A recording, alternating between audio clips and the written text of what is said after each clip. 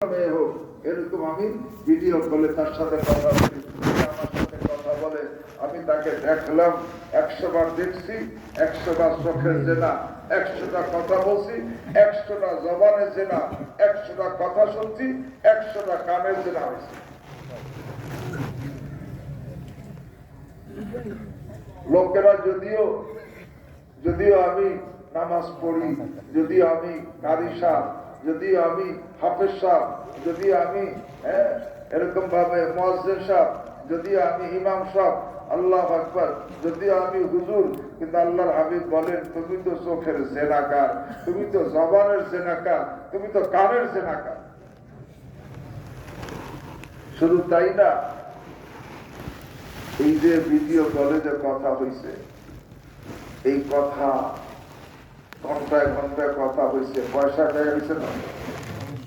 এই যে পয়সাটা ব্যয় হইল নেকির কাজে না গুনাহের কাজে? আল্লাহ কোরআনে কারীমের মধ্যে যারা গুনাহের কাজে পয়সা ব্যয় করে তাদেরকে কি বলছেন? ইন্নাল মুবাযযিরিনা কানু ইখওয়ানাশ শায়াতিন।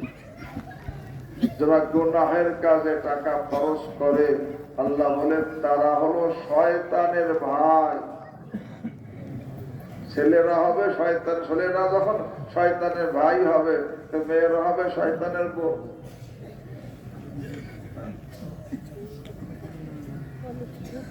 আসছে নাকি আমাদের মধ্যে শয়তানের ভাই? শয়তান যাবে কোথায়? শয়তানের ভাই হইয়াছে কবরে যাবে, সে যাবে কোথায়? শয়তানের ভাই হইয়া কবরে যাইতে কে কে রাজি? হ্যাঁ, আল্লাহ। এখন থেকে শয়তানের ভাই খাতায় থেকে নাম কাটাইতে কে কে রাজি? আল্লাহ আমাদের সকলকে তৌফিক দান। আল্লাহ আমাদের সকলকে তৌফিক দান। আল্লাহ কাউকে মাহরুম করে দিয়ে। এই জন্য এই গুনাহের কারণে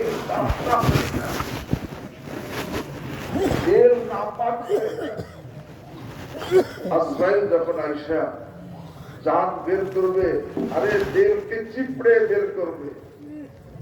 দেহ যদি নাপাক থাকে তখন ওই সময় জবান দ্বারা পবিত্র কালেমা বের হবে না। দেহ তো গান্দা, ওই গান্দা কথা জবান দিয়ে বের হবে। নাউযুবিল্লাহি মিন যালিক। এই জন্য ভাই, কার কি অভ্যাস আছে? কার কি অভ্যাস আছে? কোন গুনার অভ্যাস? কে চোখের কুদৃষ্টির অভ্যাস আছে? কার গীবতের অভ্যাস আছে? কার মিথ্যা বলার অভ্যাস আছে? কার রিয়ার অভ্যাস আছে? কার অহংকার অভ্যাস আছে? এই রমজানের আগে এই অভ্যাসকে জলদি ছাড়াই, এই অভ্যাসকে যদি না ছুটে খতম না করি, রমজান পাওয়া সত্ত্বেও আমি গুনাহ থেকে বাঁচতে কি পারলাম না। অভ্যাসে আমাকে গুনাহের মধ্যে ডুবাই রাখবে। আল্লাহ মাফ করে।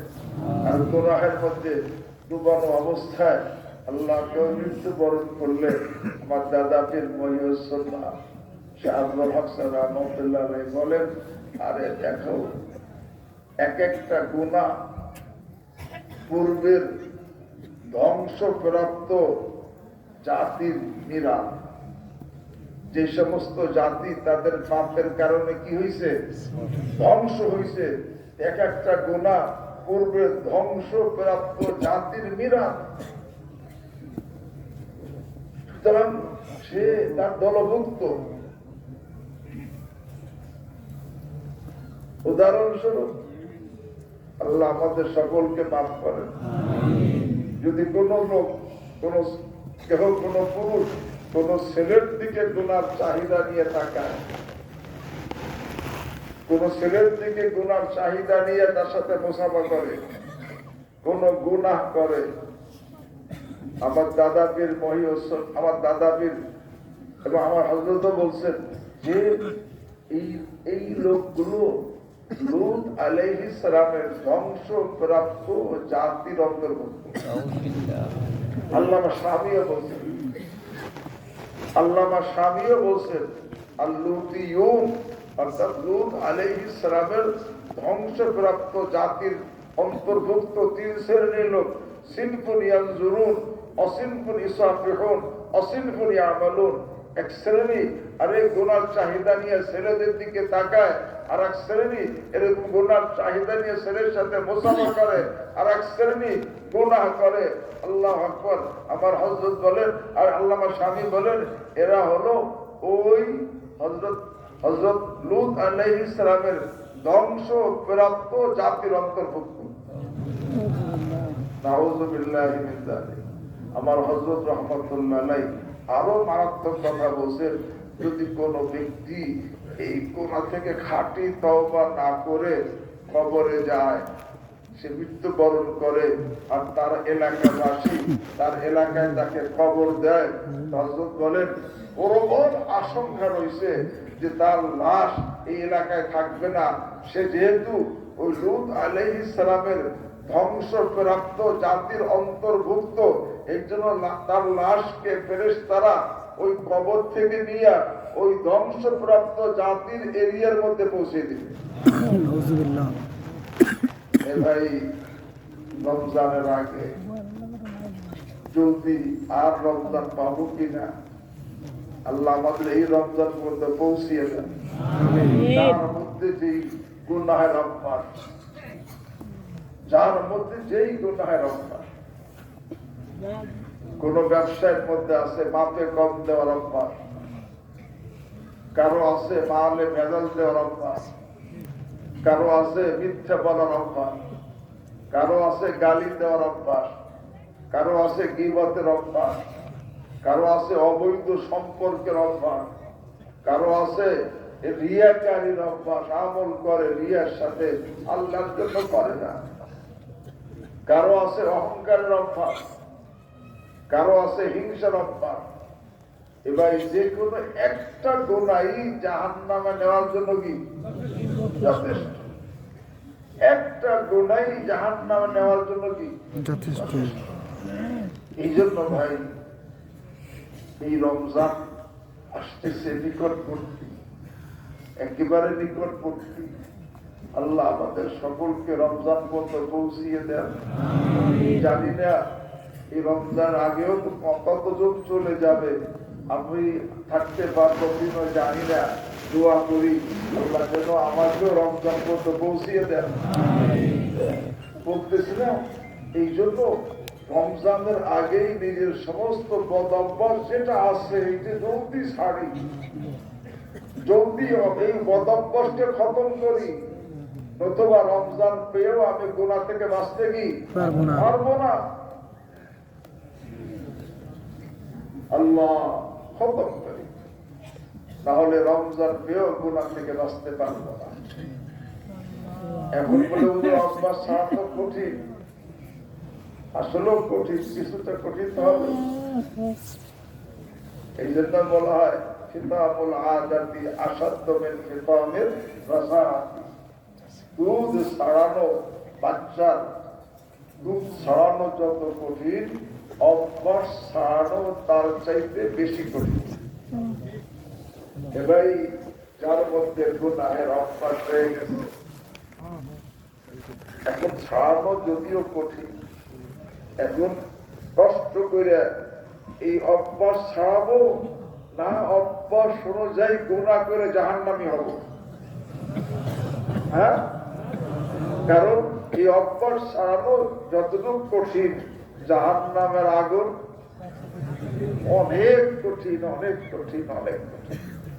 এই জন্য বাবারা, ভাইয়েরা, বোনেরা, যার মধ্যে যে অভ্যাস আছে, অন্যের দোষ পরে তালাশ করো, অন্যের দোষ তো তালাশ করা নিষেধই।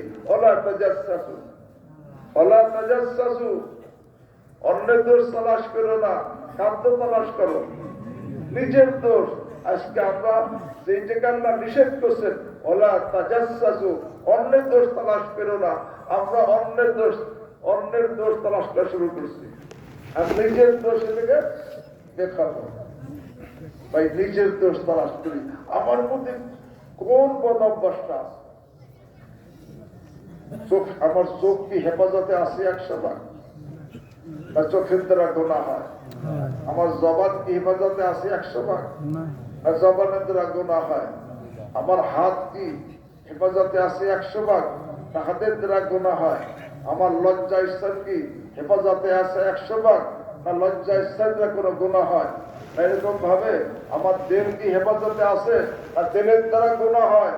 রিয়ার গুনাহ হয় কিনা, হিংসার গুনাহ হয় কিনা, অহংকারের গুনাহ হয় কিনা? আরে সেই দেখা দরকার। সামনে রমজান পাবো কি জানি না। এই রমজান আগেই যার যে অভ্যাস আছে গুনাহের, সেটাকে কষ্ট করে হলেও ছাড়তে হবে। তখন কষ্ট করে আল্লাহু আকবার ছাড়বো এই রমজান আসার আগে, তাহলে ইনশাআল্লাহ গুনাহমুক্ত অবস্থা রমজান কাটানো আল্লাহ তৌফিক দিবেন। আমিন। আর যে অভ্যাস ছাড়াবে না, সে রমজানেও আল্লাহ নিজেকে গুনাহ থেকে পবিত্র করতে কি পারবে না। বিশেষ করে লম্বা কথা এখন করবো না, আল্লাহ এই কথাই বারবার আমি বলতেছি, যেহেতু আমরা নাজাত চাই। আল্লাহ রাসূল সাল্লাল্লাহু আলাইহি ওয়াসাল্লাম সংক্ষেপে নাজাতের রাস্তা বলে দিয়েছেন। কি বলছেন?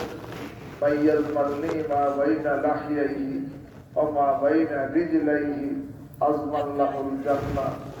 যেই ছেলে, যেই মেয়ে, যেই পুরুষ, যেই মহিলা, যেই যুবক, যেই যুবতী তার জবান হেফাজতের গ্যারান্টি দিবে আর তার লজ্জা স্থান হেফাজতের গ্যারান্টি দিবে, আল্লাহর হাবিব সাল্লাল্লাহু আলাইহি ওয়াসাল্লাম ইরশাদ করেন, আমি তার জান্নাতের গ্যারান্টি দিব। সুবহানাল্লাহ।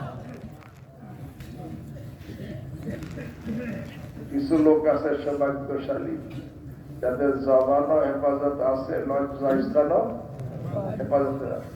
আল্লাহ আমাদের এই দলের দলভুক্ত করে দেন। আমিন। কিছু লোকের জবানও হেফাজতে আছে, লজ্জা স্থানে হেফাজতে আছে। জবানের দ্বারা সে কোনো গুনাহ করে না, গীবত করে। ইমাম বুখারী রাহিমাহুল্লাহ বলছেন, আরে মা ইদতাবতু আলিমতু আন্নাল গীবাতা হারাম, মা ইদতাবতু আহাদান, আমি কোনো ব্যক্তির গীবত করি নাই যখন থেকে জেনেছি গীবত করা হারাম। কিছু বান্দা আছে তার জবানও পবিত্র, তার লজ্জা স্থানও পবিত্র, এদের জন্য জান্নাতের গ্যারান্টি। আর কিছু বান্দা এমন আছে, আল্লাহ মাফ করে, জবানও হেফাজতে নাই, লজ্জা স্থানে হেফাজতে নাই। আল্লাহ আমাদেরকে হেফাজত করেন। এদের জন্য আল্লাহর হাবিব বলেন জাহান্নামে হওয়ার ধমকি। কারণ আকসারু মা ইদখিলুন নাস আন-নার আল-ফামু ওয়াল-ফারজ, সবচেয়ে বেশি মানুষকে জাহান্নামী বানাবে তার জবান এবং তার লজ্জা স্থান। আকসারু মা ইদখিলুন নাস আন-নার আল-ফামু ওয়াল-ফারজ, আরে অধিকাংশ লোককে, মানে সবচেয়ে বেশি মানুষকে জাহান্নামী বানাবে তার জবান আর লজ্জা স্থান। এক শ্রেণী আছে তার জবানেরও হেফাজত নাই, লজ্জা স্থানও কি নাই, আল্লাহ আমাদেরকে হেফাজত করেন। আর এক শ্রেণী, এই দুই শ্রেণী গেল। আর এক শ্রেণী আছে, হ্যাঁ, যে যদিও লজ্জা স্থান হেফাজতে আছে, জবান হেফাজতে নাই, সেও কিন্তু জাহান্নামী। আল্লাহ রাব্বুল বলেন, আলিয়াতুকুন নাসা ফিন-নার আলা ওয়ুজুহিহিম আও আলা মানাখিরিহিম ইল্লা হাসাইদু আলসিনাতিহিম। একমাত্র মানুষকে মাথা নিচু করে জাহান্নামে নিক্ষেপ করবে তার মুখের কথা। মুখের কথা, তার লজ্জা স্থানের দ্বারা গুনাহ হয় নাই, কিন্তু জবান হেফাজতে নাই। অনেক এমন আছে, কারি সাহেব, হাফেজ সাহেব, মাওলানা সাহেব, মুফতি সাহেব, মুহাদ্দিস সাহেব, শাইখুল হাদিস সাহেব, আল্লাহ হাদিস সাহেব, গাজী সাহেব, তার লজ্জা স্থান হেফাজতে আছে, কিন্তু জবান কি নাই, হেফাজতে নাই। জবান হেফাজতে নাই, যার জবান হেফাজতে নাই, আল্লাহ রাসূল সাল্লাল্লাহু আলাইহি ওয়াসাল্লাম তো বলেন সে তো মুসলমান বলার যোগ্য না। কারণ মুসলমান তো এই ব্যক্তি, আল মুসলিমু মান সালিমা আল মুসলিমুনা মিন লিসানিহি ওয়া ইয়াদিহি, যার জবান হেফাজতে নাই, জবানের দ্বারা গীবত করে, জবানের দ্বারা গালি দেয়, জবানের দ্বারা ঝগড়া করে, জবানের দ্বারা মিথ্যা বলে, জবানের দ্বারা আল্লাহু আকবার মিথ্যা বলে, জবানের দ্বারা এরকম ভাবে মিথ্যা সাক্ষী দেয়, জবানের দ্বারা অপবাদ লাগায়। আরে এমন কি কিতাবের মধ্যে লেখছে, চিন্তা করি যে মাহফিলের মধ্যে একজন মাহফিল পরিচালনা করে না, পরিচালনা করে, সে প্রত্যেক বক্তার ওঠার আগে তার পরিচয় দিয়া এরকম ভাবে সে পরিচালনা করে। তাদের মধ্যে দেখছে যদি তুমি কারো সামনে তার গুণাবলী, তার লক্ষণ, তার উপাধি উল্লেখ করলাম, যদি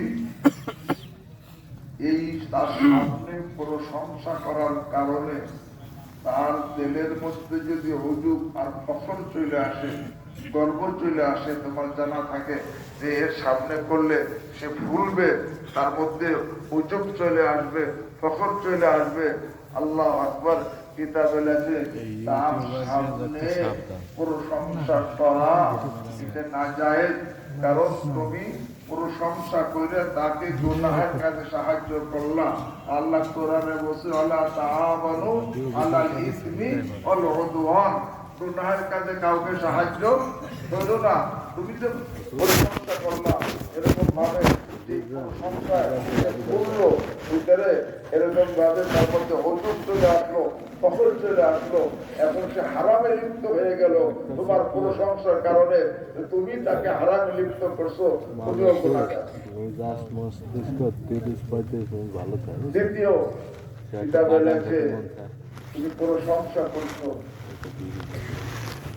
যা আছে বাস্তবের সাথে মিল নাই, এত বাড়ায় কইছো বাস্তবের সাথে মোটেও কি নাই, মিল নাই। বাস্তবের সাথে যে কথা মিল নাই সেটা সত্য না মিথ্যা? তুমি যে প্রশংসা করলা এরা তোমার আমল নামায় মিথ্যা করার গুনাহ লেখা হবে। শুধু তাই না, হ্যাঁ তুমি তার প্রশংসা করছো, কিন্তু মুখে খুব প্রশংসা করলাম, কিন্তু তোমার নিজেরও তার ব্যাপারে এরকম ধারণা না। তোমাদের পরিচালনা দায়িত্ব দিছে, দায়িত্ব কয়লা এরকম পয়সা হয়েছে, ডবল পয়সা অনেক কিছু কইয়া একেবারে পরিচালনা করলাম, কিন্তু তোমার নিজের ধারণাও তার প্রতি এমন না, তোমার দিলের ধারণা এমন না, কিন্তু সেমন কথা মুখে বললা, তোমার নেফাকের গুনাহ। কথা বলেছি মাকে চিন্তা তো করি না, কথা বলি পহলে বলো ফের বলো, পহলে বলো ফের বলো, কথা বলার সময় চিন্তা করি না। চিন্তা করেন আমি প্রশংসা করছি, তাও এই প্রশংসা করে যে আমি তাকে ফখর লিপ্ত করি, আমি গুনাহে সাহায্য করলাম। আর প্রশংসা বাস্তবের সাথে মিল নাই, মিথ্যা বললাম। আর বাস্তবে এরকম ভাবে আমি তাকে প্রশংসা করলাম, কিন্তু আমার নিজের ধারণা তার প্রতি এমন না। পরিচালনা হিসেবে আমি খুব বললাম এরকম, কিন্তু আমার ধারণা, আমার দিলের অবস্থা অন্যরকম। মুখে একটা বললাম, দিলে আর একটা, এটা কি হবে? নেফাকের গুনাহ। কিন্তু আমরা কথা বলার সময় কোনো চিন্তা করি না।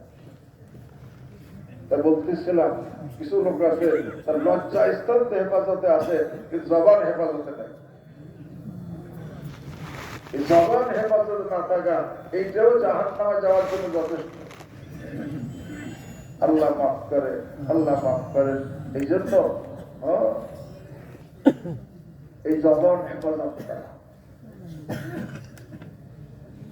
গীবত থেকে আমি বাঁচি না, অহেতুক থেকে বাঁচি না, অহেতুক থেকেও তো বাঁচা দরকার, অহেতুক থেকেও বাঁচা দরকার। আল্লাহ আমাকে তৌফিক দান। আল্লাহ, আর গুনার কথাতে বাঁচতেই হবে। জবানের দ্বারা ইমাম গাজ্জালী রাহিমাহুল্লাহ লিখছেন 20 প্রকারের কবিরা গুনাহ হয়, 20 প্রকারের কবিরা। আর একটা গুনাহ 20 প্রকার, এক প্রকার গুনাহ জাহান্নামে যাওয়ার জন্য যথেষ্ট। ভাই আব্দুল্লাহ ইবনে আব্বাস রাদিয়াল্লাহু তাআলা আনহুমা থেকে বর্ণিত কবিরা গুনাহ 700। কত? 700। আমি বলি কবিরা গুনাহ মানে এক একটা কবিরা গুনাহ আর এক একটা সাপ।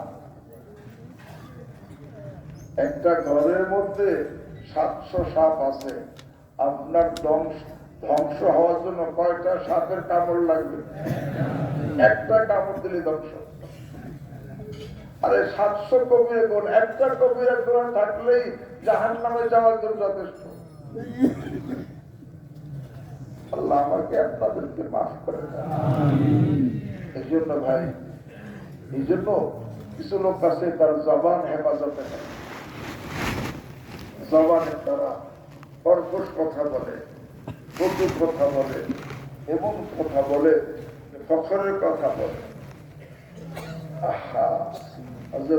হযরতে আশরাফ আলী থানভী রাহমাতুল্লাহ বয়ান করতেছে, বয়ানের মধ্যে একটা কথা দিলের মধ্যে দিলের মধ্যে আমরা পক্ষ থেকে একটা কথা আসছে, সেই কথা বয়ান করছে।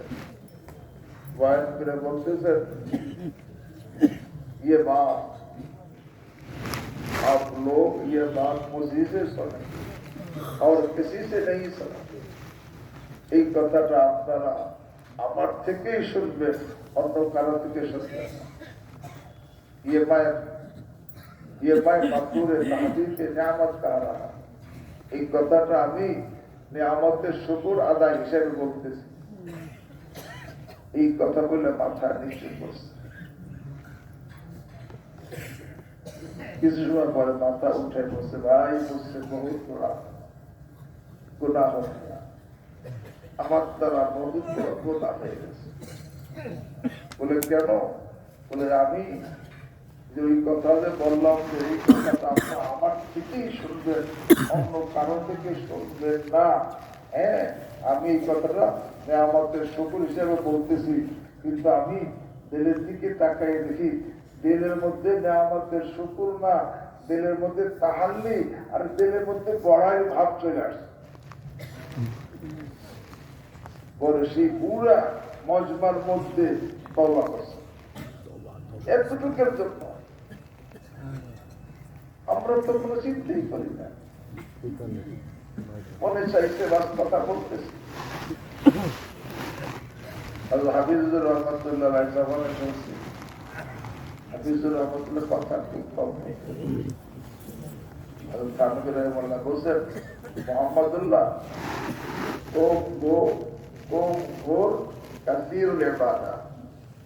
যে মোহাম্মদুল্লাহ কম কথা বলে, কম খানা খায়, আর ইবাদত খুব বেশি করে। কম কথা বলার প্রশংসা করেছেন হযরতে আশরাফ আলী থানভী রাহমাতুল্লাহ। মোহাম্মদুল্লাহ কম ঘোর কাসীরুল ইবাদত। হাফিজুর রহমতুল্লাহ এক বুজুর্গ আল্লাহওয়ালা, তার এক লোকের প্রয়োজন, তার বাড়ি থেকে জিজ্ঞাসা করছে অমুক বাড়িতে আছেন, তো বিদের দাওয়াত আসছে না, সে বাড়িতে নাই। পরে উনি আবার জিজ্ঞাসা করছে কোথায় গেছে, বিদের দাওয়াত, উত্তর আসছে জানি না। এই বুজুর্গ এই যে পরে চিন্তা করছে, দ্বিতীয় প্রশ্নটা তো আমার অহেতুক হয়ে গেছে, অহেতুক প্রশ্ন হয়ে গেছে। এই অহেতুক প্রশ্ন কেন করলাম?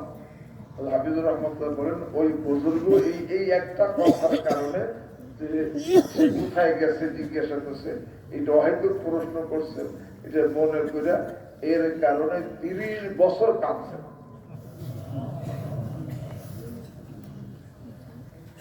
30 বছর কাঁদছে। আজকে আমাদের জবানের হেফাজত পাই, আর জবানের কারণেই সবচেয়ে বেশি মানুষ কি হবে, জাহান্নামে যাবে।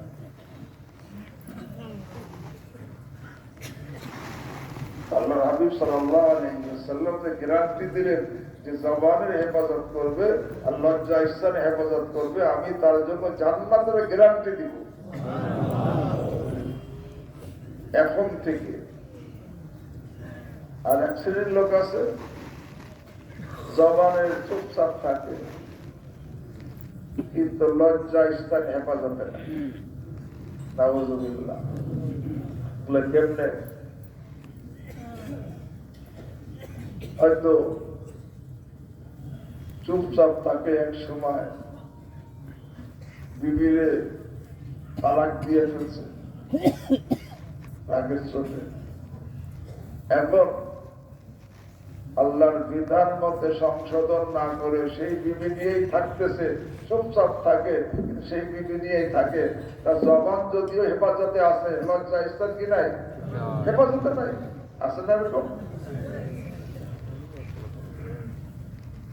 এই লোকে তো আল্লাহ মাফ করে।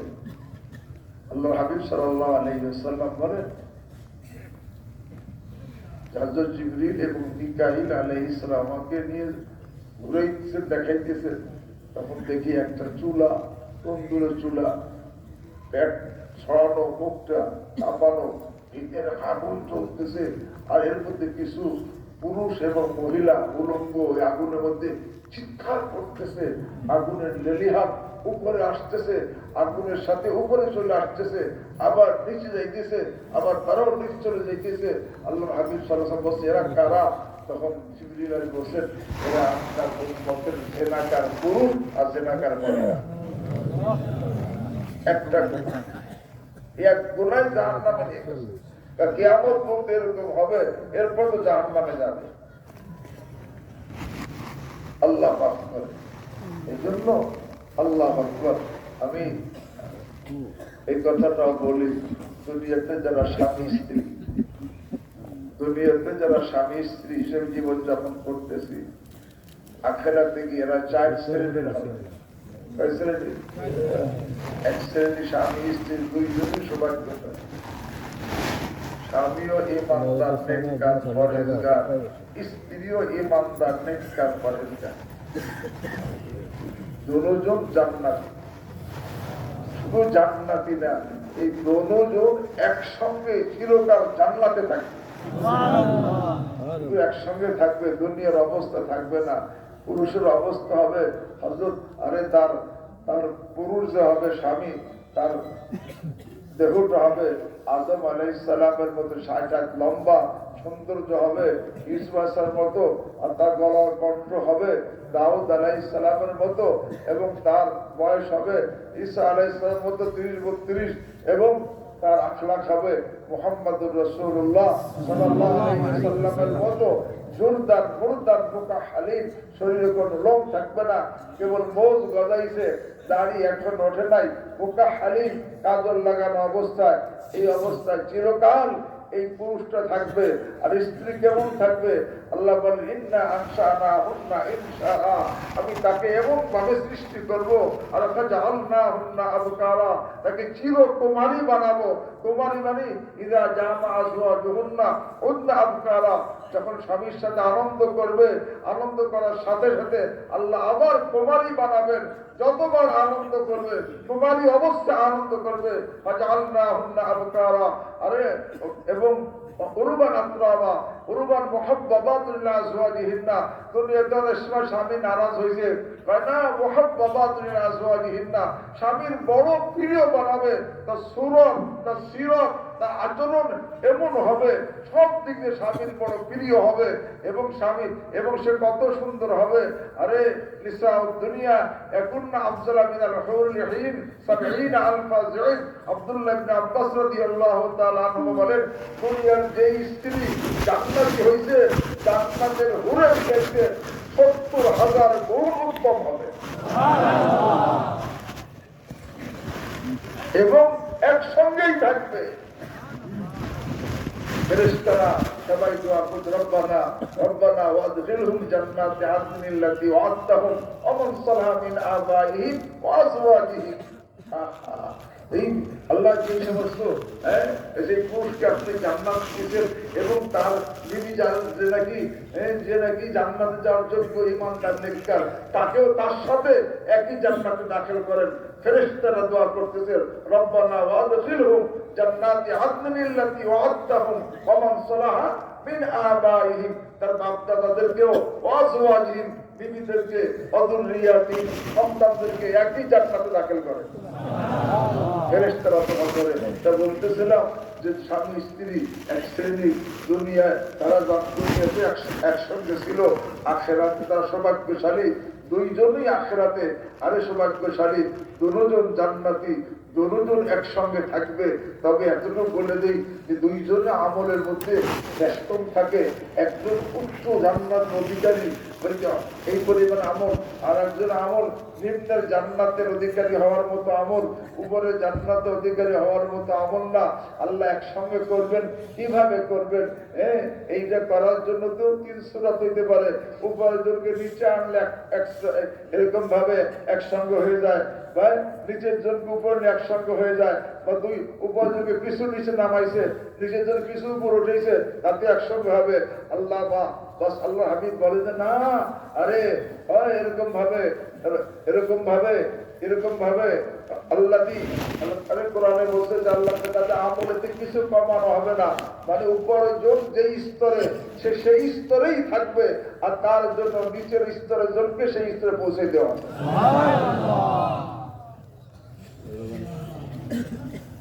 আর এক শ্রেণী হবে, আল্লাহ দুইজনই হতভাগা, স্বামী স্ত্রী দুইজনই গুনাহগার বদকার।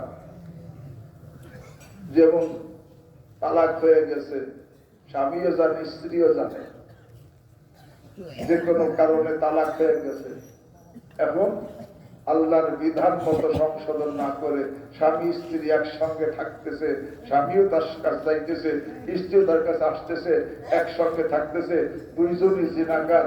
যদিও সে তিনতাবলিগ করে, যদিও সে আর চিল্লা দেয়, যদিও সে তাহাজ্জুদ পড়ে, যদিও সে হজ করে, যদিও সে উমরা করে, কিন্তু দুইজনই গুনাহগার, জিনাগার, দুইজনই একসাথে, দুইজনই আখিরাতে গিয়ে জাহান্নামে হয়ে যাবে। দুজনই গুনাহগার। আর এক শ্রেণী হবে স্বামী সৌভাগ্যশালী, স্ত্রী হতভাগা। স্বামী সৌভাগ্যশালী, স্বামী ইমানদার, নেককার, পরহেজগার ছিল, স্ত্রী নাফরমান, আরে অবাধ্য, এবং সে নাফরমান ছিল। স্বামী চলে যাবে জান্নাতে, স্ত্রী কোথায়? জাহান্নামে। আর এক শ্রেণী এর উল্টো হবে, স্ত্রী সৌভাগ্যশালী হবে, আরে স্বামী হতভাগা হবে, স্ত্রী ইমানদার, নেককার, পরহেজগার, স্বামী তার নাফরমান। আল্লাহ, স্ত্রী তো জান্নাতে চলে যাবে, স্বামী কোথায়? বলতেছিলাম আল্লাহ আকবার, আল্লাহ আকবার। এরকম ভাবে যে জবান এবং লজ্জা স্থান দুটোটা হেফাজত করলে তার জন্য জান্নাতের গ্যারান্টি। পুরোটাই হেফাজত নাই, সেও জাহান্নামের ওয়াইদ তার জন্য। আবার জবান হেফাজতে আছে, লজ্জা স্থান হেফাজতে, জবান হেফাজতে নাই, তার জন্য জাহান্নামের ধমকি। অর্থাৎ জবান হেফাজতে আছে, লজ্জা স্থান নাই, তার জন্য জাহান্নামের ধমকি। এখন থেকে ভাই জবানে যত গুনাহের অভ্যাসী থাক, লজ্জা স্থানে যত গুনার অভ্যাসী থাক, এই রমজান আসার আগে এই গুনাহের অভ্যাসকে 100 ভাগের 100 ভাগ খতম করার জন্য হিম্মত করতে পারি কে? আল্লাহ আমাকে আপনাদের সকলকে তৌফিক দান করুন। কেমনে খতম করবো? জবান হেফাজত তরিকা কি? এবার জবান হেফাজত তরিকা হলো চুপ থাকা। কি চুপ থাকলে জবানের হেফাজত হয়ে যায়। এই জন্য আল্লাহর হাবিব সাল্লাল্লাহু আলাইহি ওয়াসাল্লাম বলছেন, মান সামাতা নাজা, যে চুপ থাকলো সে নাজাত পেয়ে গেল। কিন্তু আমাদের চুপ থাকার অভ্যাস না, বেশি কথা বলার অভ্যাস। সময়, স্থান, ব্যবধান এগুলো মানুষকে বাধ্য করে এই পজিশন তৈরি করতে, এক্সিকিউটিভ মতো হইতে হবে।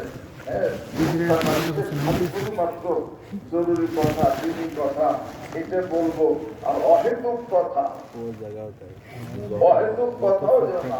স্থান, ব্যবধান মানুষকে পরিবর্তন করে। বন্ধ থাকলে কম কথা বললে। আমার দাদা পীর মহিউর সুন্নাহ আবু মানসুর রহমাতুল্লাহ সঙ্গে সিলেট যাইতেছিলেন গাড়িতে। হুজুর জিজ্ঞাসা করছেন, क्या तुम्हारे पास कैसे है? হুজুর চাইতেন তার কথাগুলো হেফাজত হোক, সংরক্ষিত হোক, পরবর্তী লোকদের জন্য উপকারে আসবে, সরকার জারি হবে, এটা হুজুরের চাহাত ছিল। জিজ্ঞেস করে তোমার কাছে ক্যাসেট है, তোমার